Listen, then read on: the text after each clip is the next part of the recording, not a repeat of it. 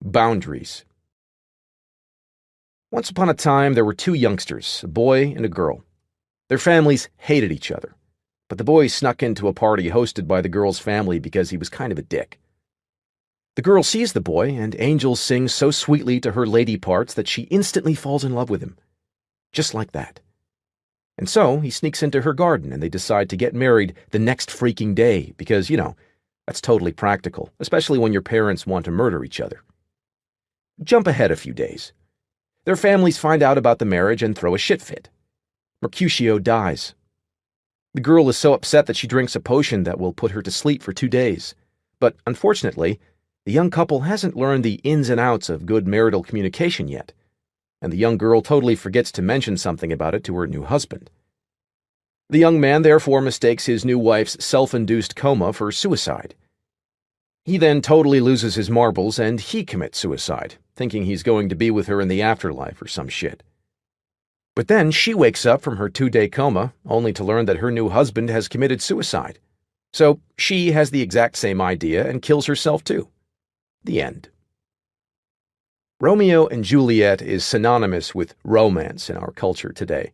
It is seen as the love story in English-speaking culture, an emotional ideal to live up to. Yet, when you really get down to what happens in the story, these kids are absolutely out of their fucking minds. And they just killed themselves to prove it. It's suspected by many scholars that Shakespeare wrote Romeo and Juliet not to celebrate romance, but rather to satirize it, to show how absolutely nutty it was. He didn't mean for the play to be a glorification of love. In fact, he meant it to be the opposite. A big flashing neon sign blinking, "Keep out," with police tape around it saying, "Do not cross." For most of human history, romantic love was not celebrated as it is now. In fact, up until the mid-19th century or so, love was seen as an unnecessary and potentially dangerous psychological impediment to the more important things in life. Like farming well or marrying a guy with a lot of sheep. Young people were often forcibly steered clear of their romantic passions in favor of practical economic marriages that would yield stability for both them and their families. But today, we all get brain boners for this kind of batshit crazy love. It dominates our culture. And the more dramatic, the better.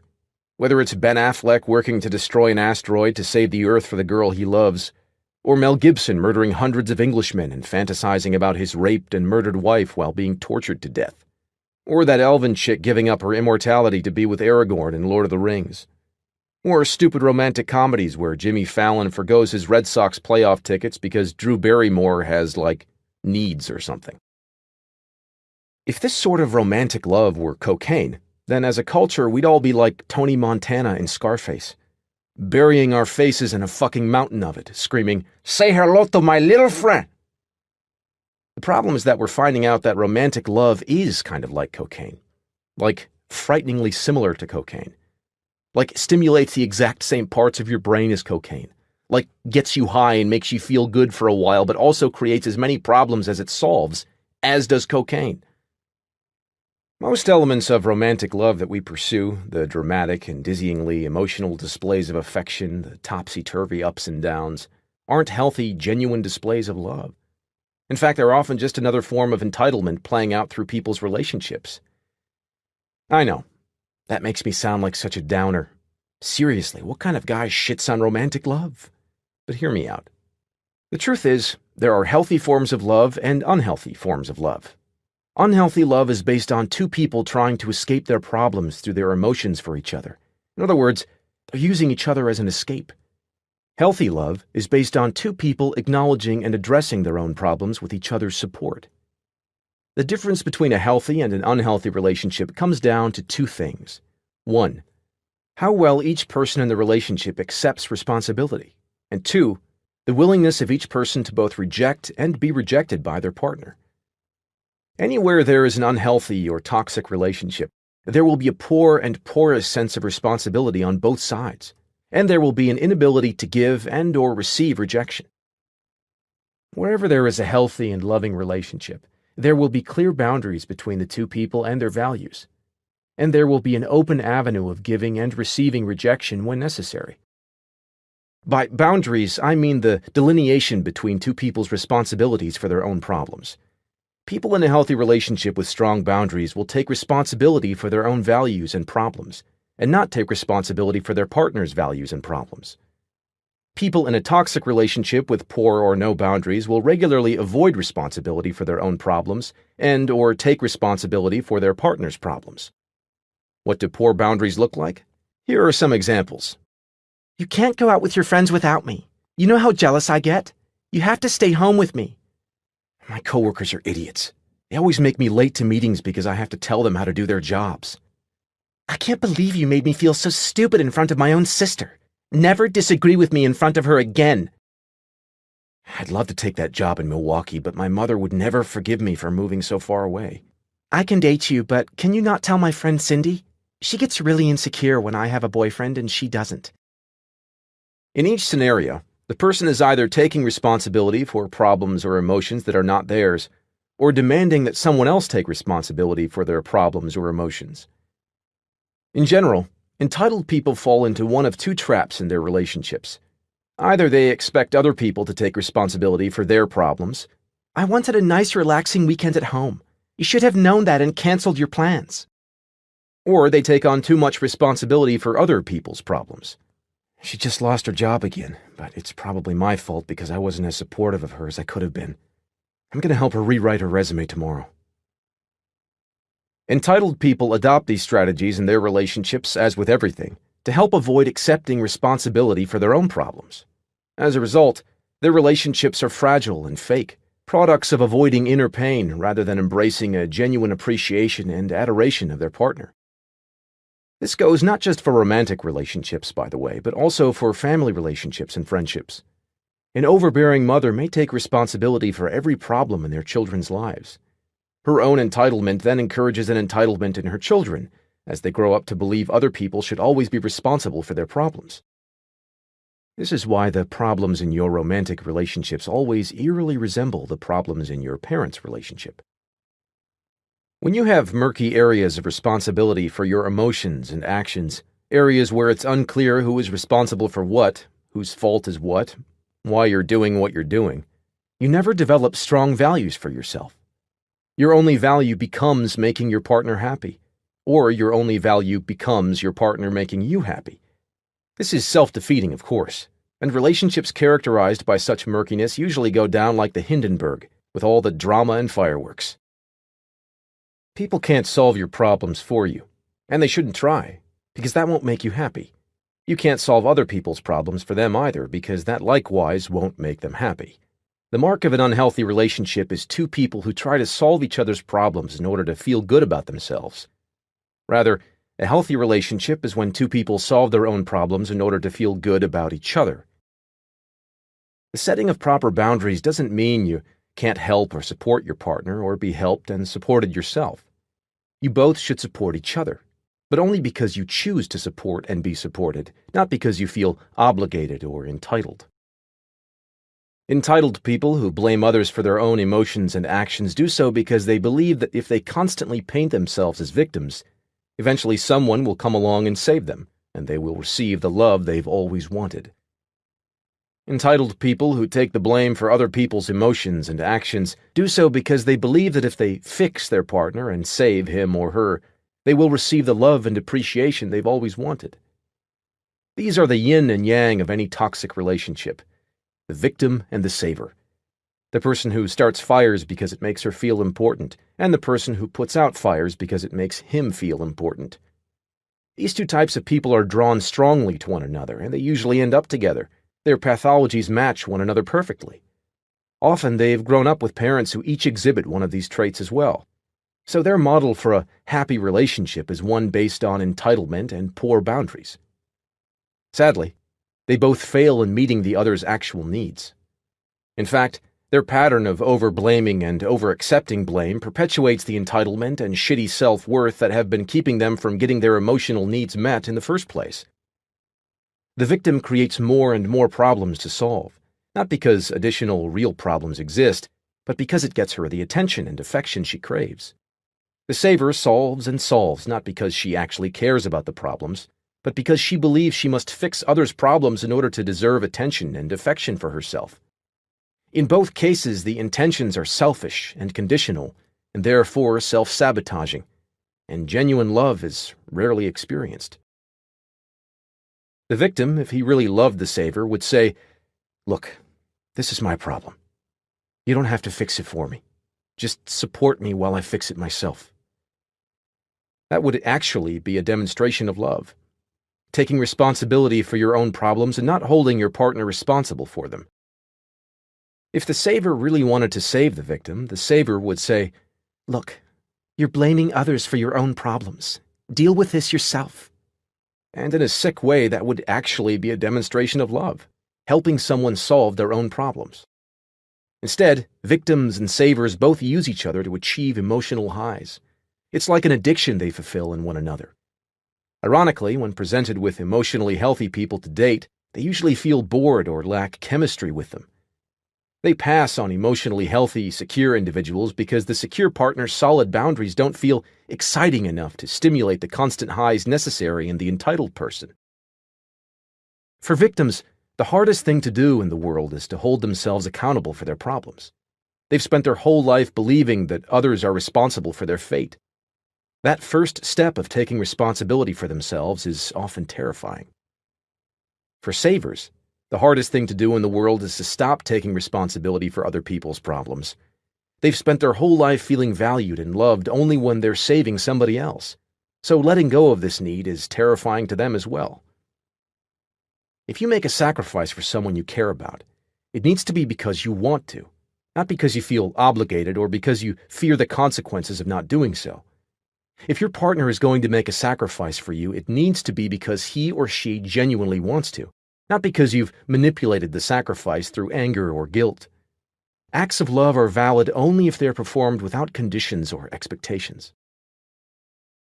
It can be difficult for people to recognize the difference between doing something out of obligation and doing it voluntarily. So here's a litmus test. Ask yourself, if I refused, how would the relationship change?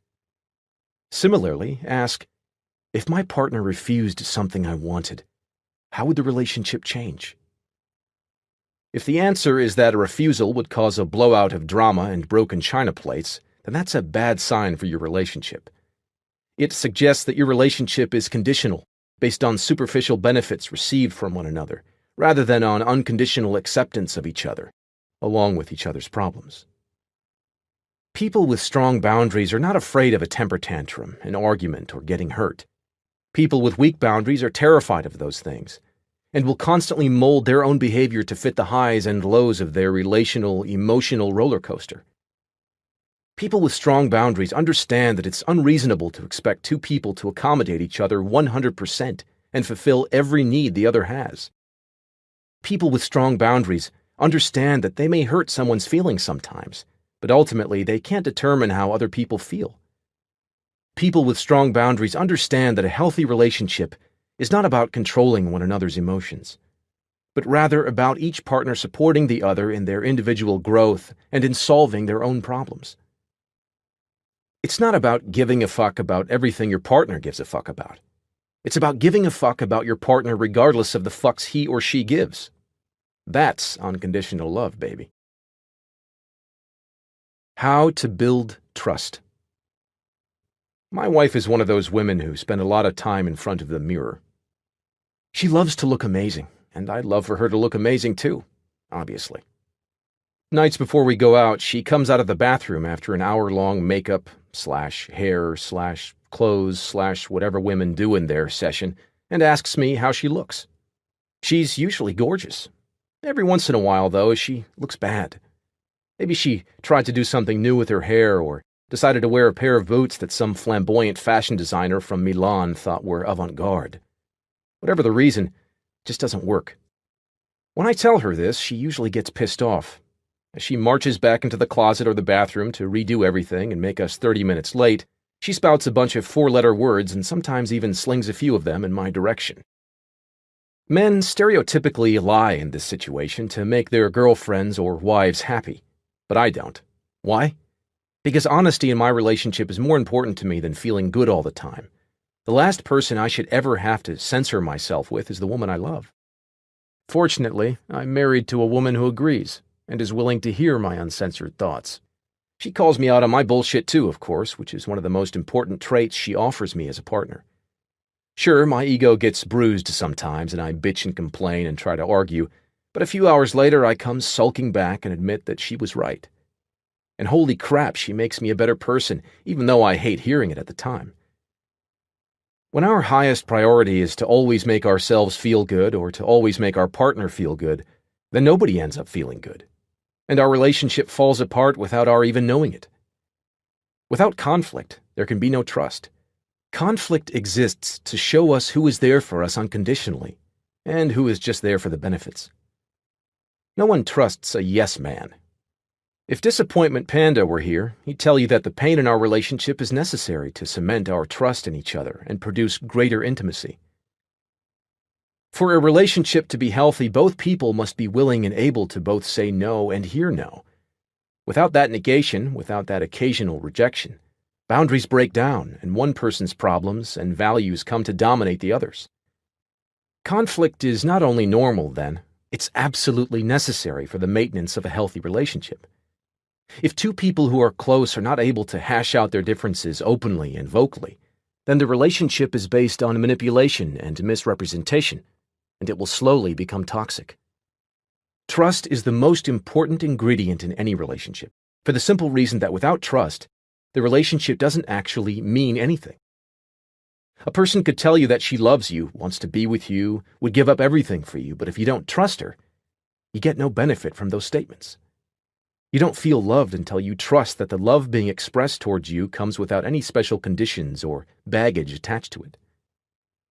This is what's so destructive about cheating. It's not about the sex. It's about the trust that has been destroyed as a result of the sex. Without trust, the relationship can no longer function. So it's either rebuild the trust or say your goodbyes. I often get emails from people who have been cheated on by their significant other but want to stay with that partner and are wondering how they can trust him or her again. Without trust, they tell me, the relationship has begun to feel like a burden, like a threat that must be monitored and questioned rather than enjoyed. The problem here is that most people who get caught cheating apologize and give the "it will never happen again" spiel, and that's that, as if penises fell into various orifices completely by accident. Many cheatees accept this response at face value and don't question the values and fucks given by their partner, pun totally intended. They don't ask themselves whether those values and fucks make their partner a good person to stay with. They're so concerned with holding on to their relationship that they fail to recognize that it's become a black hole consuming their self-respect. If people cheat, it's because something other than the relationship is more important to them.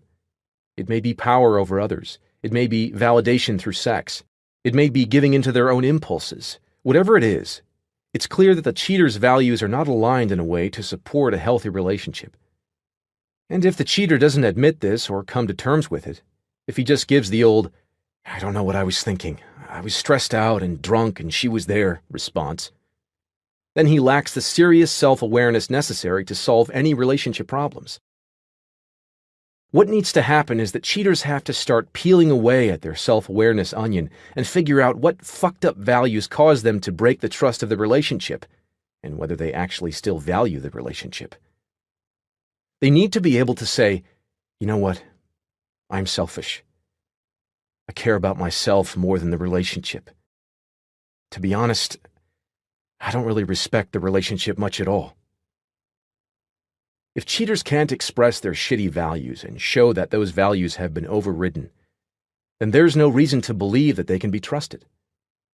And if they can't be trusted, then the relationship is not going to get better or change. The other factor in regaining trust after it's been broken is a practical one, a track record. If someone breaks your trust, words are nice, but you then need to see a consistent track record of improved behavior. Only then can you begin trusting that the cheater's values are now aligned properly and the person really will change.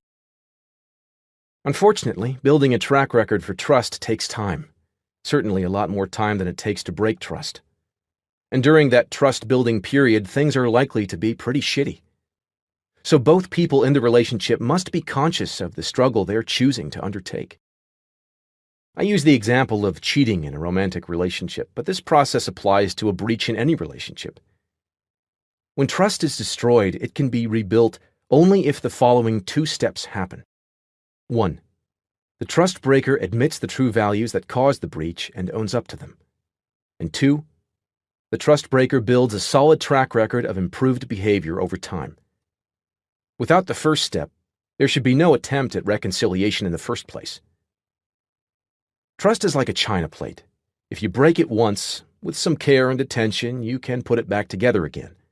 But if you break it again, it splits into even more pieces, and it takes far longer to piece together again. If you break it more and more times, eventually it shatters to the point where it's impossible to restore. There are too many broken pieces, and too much dust. Freedom through commitment. Consumer culture